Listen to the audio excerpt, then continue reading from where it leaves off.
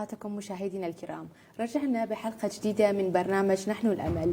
اليوم راح نحكي عن الصحة الإنجابية. للمناقشة على هذا الموضوع أرحب بضيوفي الكرام الباحثة الاجتماعية ست مريم، أهلا وسهلا، والباحثة الاجتماعية ست إيمان، أهلا وسهلا. أهلا وسهلا. ست إيمان، شنو نقصد بالصحة الإنجابية؟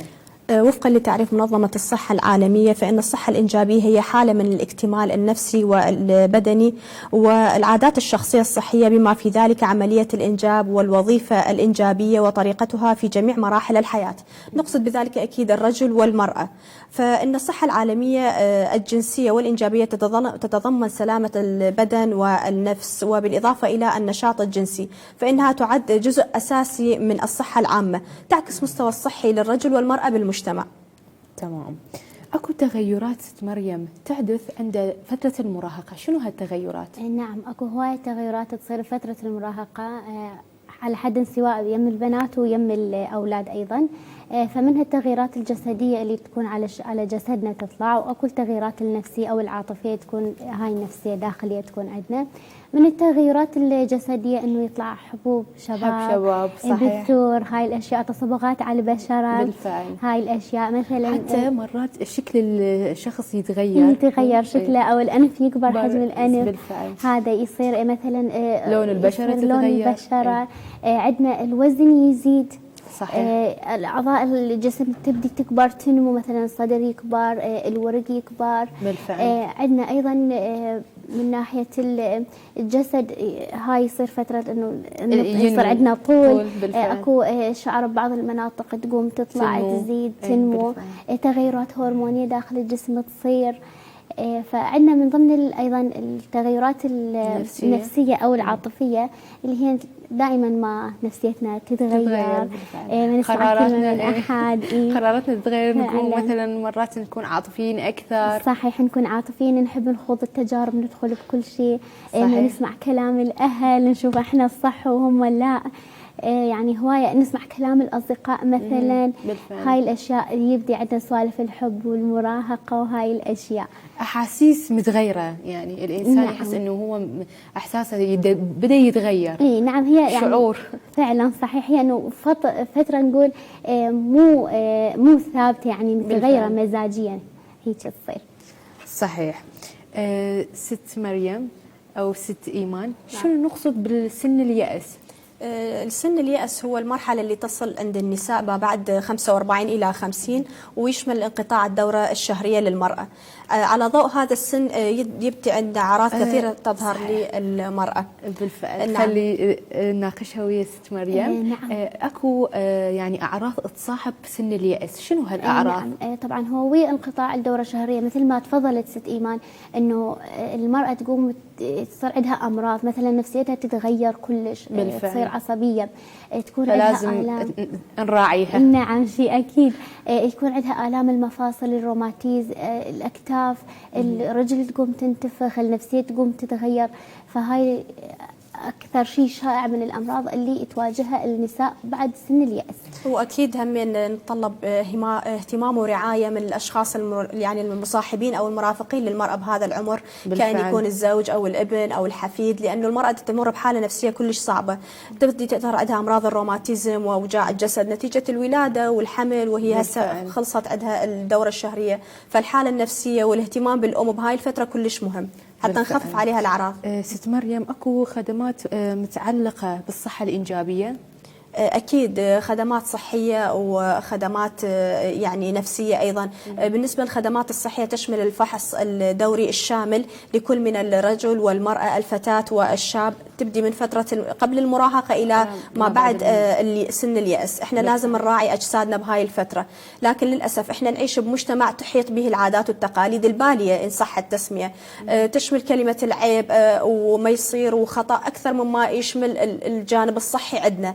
يعني يعني احنا الكثير عندنا ما يتوجهون الى فحص الجسم قبل الزواج، بدل من ذلك يتم الزواج بطريقه غير صحيحه. فاحنا اذا ما تاكدنا من سلامه وصحه جسد المراه والرجل للزواج راح نبني اسره فاشله. يعني كلا الجنسين اكيد، لكن بالدرجه الرئيسيه من خلال اللي نواجهه بشغلنا نشوف المراه هي اللي تكون عليها الجزء الاكبر. فالفحص للمراه ضروري جدا حتى ما قبل الزواج. لازم كل امراه وكل فتاه تشيك جسمها من الناحيه الصحيه. هل تعاني من امراض جسميه موجود عندها؟ هل تعاني من نقص فيتامينات معينه؟ لانه عليها تتوقف الاسره. فاذا انا جسدي كان سليم راح اكون اسره سليمه. بالفعل. ست مريم، شنو الارشادات او التعليمات الصحيه اثناء الدوره الشهريه؟ الارشادات مثلا نقول البنيه تنتبه، البنيه او الامراه تنتبه لنفسها بهاي الفتره شويه اكثر، لانه نفسيتها تكون متغيره.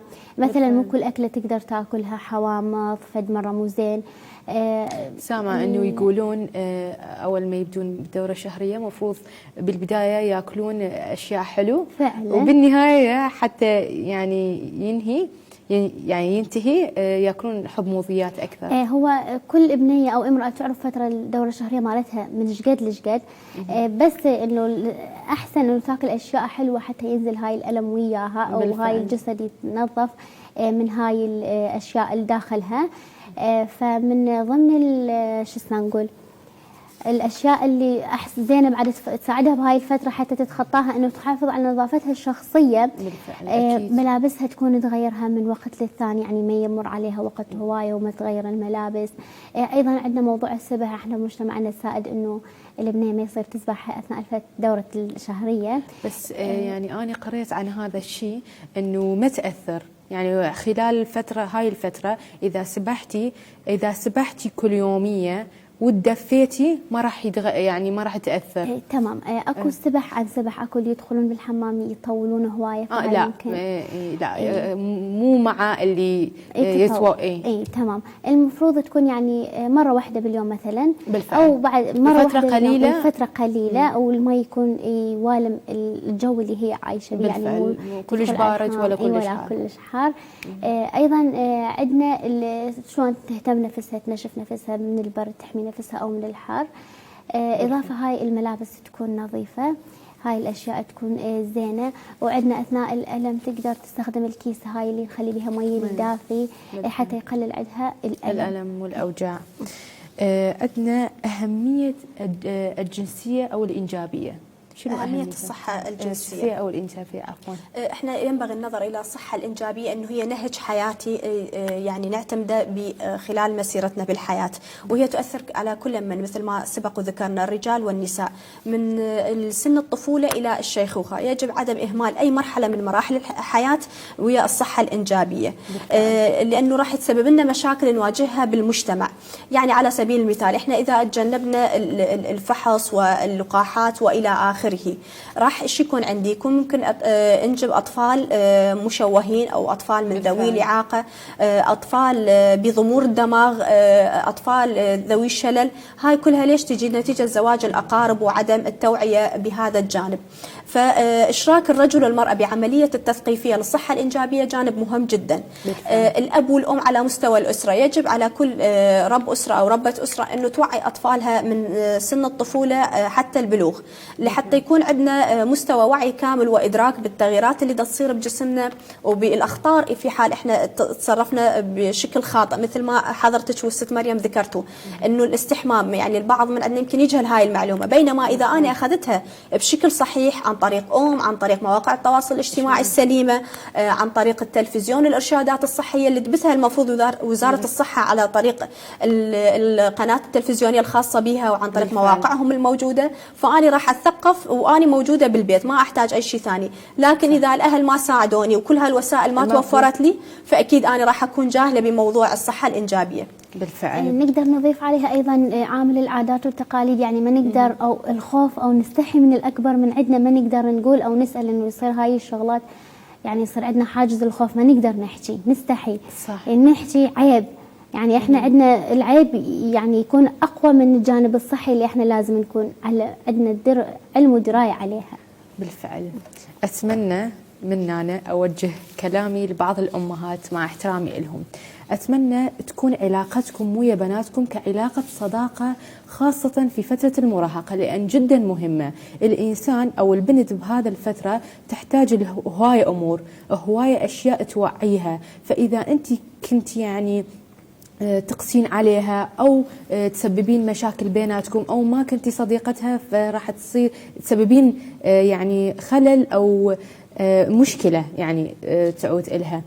فبالتالي إذا كنت صديقتها راح توعيها، وهي همنا ما راح تخبي عنك إذا صادفتها أي شيء، يعني صادفتها جتها دورة شهرية أو صادفتها أي مشكلة أخرى، هي اللي راح تجي تقول لك إياها وأنت بالتالي تحليها. فهنا راح تنحل الأمر بشكل أفضل، والأمهات دائما تكون عندهم خبرة بهذا الأمور. فعلا صحيح. صح. عندنا شلون يقولون، ما هو دور التوعية للحد من الأضرار الصحية في الصحة الإنجابية؟ عفوا. تمام. هو كدور توعية أكثر شيء وأقرب شيء يكون للبناء، المفروض هو الأم تأخذ الدور التوعوي، تصادق بنتها، يعني مو بس في فترة المراهقة، حتى قبلها، حتى يصير شيء يصادفها شيء تقدر تروح لأمها، يكون عندها ثقة. يعني مو أنا يصير وياي شيء وما أقدر أحكي لأمي، أروح أخذ ويا صديقة أحكي وياها، بالتالي هي هم بعمري هي هم ما راح تعرف هاي الأشياء، هم يجوز تقولي أشياء غلط ممكن أنا أسويها تطلع براسي ذاك الوقت، هم يرجع يوقع براس أمي الشغلة إنه صوت الأم، لأن الأم هو كلها بالبيت عليها الأشياء المسؤوليات، من يصير شيء قبال يقولون صوت الأم. فبالتالي إذا الأم كانت من يعني صديقة أو قريبة من بنتها فما راح تحصل هذا الأشياء، ما راح تصير هاي المشاكل. أيضا يكون عندها ثقة، يصير شيء وياها تقول لأمها. هواية بنات يعني أمهات ما يقولوا لهم فترة معينة إنه أنتم مقبلات على دورة شهرية، إنه هذا الشيء راح يصير بيكم، هذا اللي يتغير، هاي الأشياء اللي تصير. فالمفروض الأم تقول لها حتى من يصير وياها لا سامح الله مثلا خلينا نقول بطريق أو شيء، تعرف شلون تسعف نفسها إنه ما يبين شيء عليها لحد ما توصل للبيت. صح. ست إيمان، شنو الدورة الصحية أو التربوية في الصحة الإنجابية؟ نعم عزيزتي الدنيا، احنا اكيد ايد الواحد هم الصفق، فنحتاج جانب الصحه نشر دورات تثقيفيه في كل مراكز الصحيه الموجوده بمحافظه كركوك. المستشفيات يجب ان تركز اكثر على وضع الحوامل ورعايتهم وتوفير اللقاحات خلال فتره الحمل والمتابعه ما بعد فتره الحمل. عندنا الاقضيه والنواحي يمكن بعض القرى ما تصلها الرعايه الصحيه للحوامل، فهاي النقص اللي موجود بجانب الصحه يا حبذا لو انه احنا همين يكون عندنا فرصة أنه نناشد الصحة بهذا الجانب، يكون توفير الرعاية للحوامل بكافة مناطق كركوك والأقضية والنواحي والقرى التابعة لها، لأنه عندنا نساء مهمشات في بعض المناطق تحيطها ممكن بعض القيود والحواجز اللي تمنعها من الوصول للمستشفى. فبالتالي مثل توفير سيارة متنقلة، سيارة صحية متنقلة في المناطق القريبة على سكنها تحل لنا مشكلة بسيطة بينما تصل هي إلى المستشفى، أو إذا كان عندها مثلا حالة ولادة. دور سيارات الإسعاف، أنا بعض الحالات اللي تصلنا من الأقضية والنواحي ما يعرفون أصلا رقم الإسعاف، فنحتاج دورة توعوية صحية في المناطق، نشر بوسترات تحمل أرقام الصحة. وأكيد بهذا الجانب تساعدنا منظمات المجتمع المدني اللي موجودة، مراكز الإرشاد الأسري، هي دا تعوض النقص اللي موجود عند الصحة. أما من ناحية التربية، بعض الأخصائيين التربويين بالمدارس هي اللي تحرم الطلبة من شرح فصل الصحة الإنجابية، وذلك أيضا يرجع تحت مسمى العيب. هي إذا كانت واقفة على منصة تنطيها حق أنه توعي إنسان بأي مفهوم أو أي منحنى أنت منعتي أو حرمتي الطفل أو الطالب من هاي المعلومة، لأنه أنت هنا دورك توعينه، من تحرميه من هاي المعلومة هو منين راح ياخذها؟ الدنيا يمكن هو هنا راح يلجأ أو تلجأ هي لطرق غير شرعية. فهم كمراهقين دائما الأسئلة ببالهم تدور، أنا شنو اللي دا يصير وياي؟ زين يا ترى صديقتي صار وياها نفس الشيء؟ تقوم تتساءل دائما. والشباب بما انه احنا مجتمع ذكوري يتيح فرص اكثر للاولاد والرجال، فالولد عنده فرصه انه هو ياخذ المعلومات لكن بطريقه غير صحيه وبطريقه خاطئه، عن طريق شبان اللي اكبر من عنده بالسن، ممكن ينحرف بمجالات اخرى تؤدي به الى ادمان على المخدرات، شرب الكحول وطرق اخرى، عادات جنسيه غير سليمه. فبينما اذا كان التربيه مركزه على هذا الجوانب، واحنا نحكي من منطلق ثقافه جنسيه فقط، ما نطلب الاشياء اللي ما تتوافى ويا العادات والتقاليد، لا احنا ممكن نوعي ونثقف الاجيال اللي موجوده عندنا جنسيا. موعين يعني نعم. المدارس او كافه يعني الطلبه والطالبات كانوا مثلا يقضون على هوايه مشاكل. بالضبط. احنا مثلا عندنا مشكله التحرش، مشكله العلاقات الجنسيه خارج الزواج، مشكله الادخال الجنسي والى اخره. ممكن البنيه لو عرفت الشيء اللي دا يصير وياها والاخطاء اللي ممكن تتعرض لها تتجنب هذا الطريق. فاذا انا اليوم مثل ما ذكر ست مريم عندي حاجز بيني وبين الوالده ما اقدر احكي وياها، احتمال ويا المدرستي عندي هذا المجال. وخصوصا ان احنا لا ننسى اكو وظيفه بكل مدرسه هي المرشده التربويه، واللي للاسف غير مفعله باكثر المدارس. بالفعل. لو تفعل غرفه المرشده التربويه، ايش كم طالبه في حال هي كانت فعلا مؤمنه بمنصبها ووظيفتها، ايش كم طالبه راح تتوجه للارشاد التربوي بمدرستها حتى تحكي لها عن مشكله تعاني من عندها. بالفعل. وممكن نحلها بالمدرسه. خاصه احنا بهاي الفتره يعني هوايه بنات او هوايه شباب راح يواجهون مشاكل. اكيد. اي هذا المرشده او يعني اللي يعني يروحون يمها او هي راح تحل لهم. بالضبط. وببساطه هم يمهم يمكن فد شيء كلش كبير، صح، بس بكلمه كلمتين راح ينحل الامر. الموضوع. واكيد السريه مطلوبه كلش بهذا الجانب. وان شاء الله تكون متوفره لدى الجانب التربوي بالتربيه، انه يراعون الحاله الصحيه للطالب والطالبه لما يتوجهون لهم، مو العكس، مو احنا نفضح، مو نخابر الاهل، مو نكبر المشكله. ممكن الفتاه تتعرض للقتل في حال الاهل عرفوا انه هي على طريق خاطئ او سوت شيء ما يتوافق ويا العادات والتقاليد الخاصه بالاهل.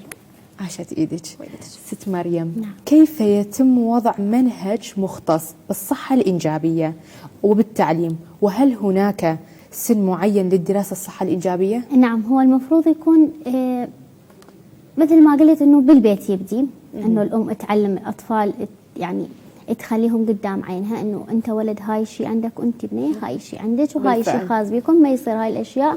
اكو اشياء اوضح لهم اياها بطريقه خصوصيات انتم لازم تحافظون عليها. هذا خصوصياتكم، هاي خصوصياتكم، هاي انتم تحافظون عليها. وكمدارس يفضل انه من عمر 9 سنوات وفوق ابدي اعلم بهم اشياء هيك على قد عمرهم يفهموها، يعني يمنعهم انه لا يسوون اشياء غلط. مثلا اكو هوايه هم صغار ما يعرفون، ما عندهم علم، ما حد قايل لهم او الام هاملتهم نقول، فيصير اشياء بيناتهم كل غلط. حالات التحرش تصير بهذا العمر وما تقدر حتى اذا تحكي يعني اكو ما يفهمونها، ما يعرفون شنو معناته، ويمشي وياهم ويا الوقت. من تكبر تتذكر انه صاير ويا هاي الشيء، وحتى من تكبر ما راح تقدر تقول للاهل لان اصلا ما كانت تعرف انه هذا الشيء تحرش او اغتصاب. تمام. ما هي قوانين التي تصف بجانب الفتاة المراهقة التي تتعرض للحمل المبكر القسري وكيفية الحد منها ضمن القانون؟ كقانون عراقي احنا ما عندنا ماده تخص هاي الفقره بالضبط، لكن تندرج ضمن قوانين اخرى. مثلا لو تشرع عندنا قانون مناهضه العنف الاسري، وهو القانون اللي صارت المطالبه عليه بالفتره الاخيره والضغط على الحكومه حتى تشرعه. ليش؟ لانه هذا يخدم كافه افراد الاسره، من الطفل، الطفله، الاب، الام، الجد والجده، الشاب والشابه. يعني في حال البنت او الولد تعرضوا لهيك مشكله، اذا كان متفعل عندنا او متشرع قانون مناهضه العنف الاسري، بكل سريه تقدر هي تتصل وتبلغ ويتم انقاذها او مساعدتها بهاي المشكله. الجانب الاخر اللي موجود عندنا هو الحد الادنى للزواج من ضمن الدستور العراقي، هو لمن اتم ال15. يعني اللي دخلوا بال16 سنه هم يتيح لهم الزواج بالمحاكم العراقيه. لكن اللي دا يصير انه احنا عندنا فتيات بسن 13 و14 و12 دا يتم تزويجهم قسرا، وهذا يرجع للزواج التزويج القاصرات. ففي حال تعاونت المحكمه مع الاهالي والصحه واوقفوا تزويج القاصرات، العائلات راح نحمي شريحة مهمة جدا بالمجتمع، واحنا نركز عليها بالمستقبل، هي فئة اليافعين واليافعات. بدل ما نطلعهم من المدرسة ونزوجهم وهم غير قادرين على تحمل مسؤولية الأسرة، راح نهيئ لهم مستقبل آمن، وبالمستقبل نقدر نعتمد عليهم هم أن يكونون قياديين بمجتمعاتهم، محاورين، بنائين، مهندسين وإلى آخره. لكن اللي دا يصير عندنا أنه خصوصا بالأقضية والنواحي وحتى أيضا داخل المحافظة، تتزوج البنت بموافقة الأهل، ولما تسألينهم يقولون مو هي رادت. بالفعل. أنا أتفق وياك أنه هي رادت لأنه هي مراهقة ما متحملة مسؤوليتها. خلينا نتفق على مبدأ إحنا وكل الأهالي أنه أي شخص دون ال 18 سنة هو شخص غير مسؤول عن اتخاذ القرار بحياته. بالفعل. لازم إحنا اللي نتخذ له القرار، مو أني أهيئ لها أجواء الزواج من هي وطفلة، طب المطبخ تعلمي الطبخ لأنه أنت باكر راكبة عليك الأسرة وإلى آخره، فستان العرس حلو، أصطحبها وياي بالحفلات والأعراس وشجعها أنه هي تكون التالية. فأني ربيتها وفق هاي المنهج، وبعدين أجي أقولها لا تتزوجين، طبعا هذا خطأ. فتربية الأسرة وتنشئتها وحماية أطفالهم أن يتعرضون لتزويج القاصرات هو كلش مهم بالفترة القادمة. عاشت إيدك حياتي. شكرا ست مريم، نورتينا. شكرا ست إيمان، عاشت شكرا لك ست دنيا. إن شاء الله استفادتوا من حلقتنا، وإلى حلقة ثانية نلتقيكم ومع السلامة.